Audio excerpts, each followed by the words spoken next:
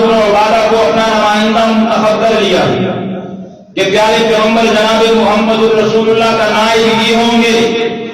حضرت ابو بکر نے ان سے کہا کہ پیارے پیغمبر کا ایک فرمان ہے، شاید تم نے سنا نہ ہو، اور وہ فرمان یہ ہے کہ الائمۃ من قریش، الائمۃ من قریش، کہ خلیفہ نائب امام وہ قریش میں سے ہوگا، کوئی اور اس کے لیے منتخب نہیں ہوگا۔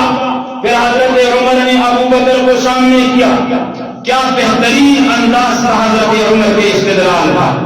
ایک طرف حضرت عبادہ بن صامت ہے، دوسری جانب حضرت عمر نے ابو بکر صدیق کا بازو پکڑ کے سامنے کیا کہ ایک تو حضور نے فرمایا کہ جو امام ہوگا وہ قریش میں سے ہوگا۔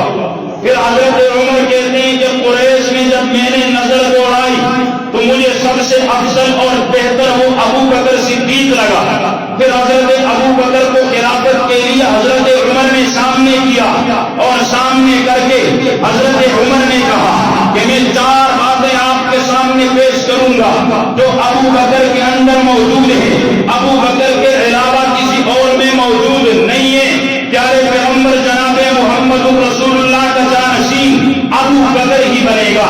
حضرت عمر نے کہا کہ قرآن میں اللہ نے ثانی اثنین ابو بکر کو کہا ہے، قرآن میں اللہ نے اس یقول لصاحبہ ابو بکر کو کہا ہے کہ ابو بکر کی صحابیت یہ نص قرآنی سے ثابت ہے۔ اور تیسرے نمبر پہ ان اللہ مانا، اللہ نے ابو بکر کو کہا ہے کہ ابو بکر کے ساتھ اللہ کی مدد اور نصرت جو ہوگی وہ شامل حال رہے گی۔ چوتھے نمبر پہ حضرت عمر نے کہا کہ پیارے پیغمبر نے اپنی زندگی کے اندر اپنا مسلح ابو بکر کے حوالے کیا ہے۔